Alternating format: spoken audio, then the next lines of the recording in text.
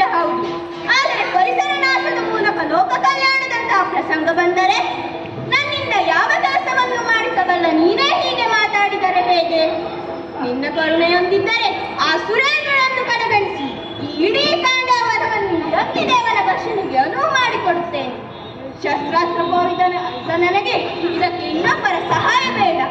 ಆದರೆ ದೇವ, ನಿನ್ನ ಅನುಗ್ರಹ ಅಗತ್ಯ.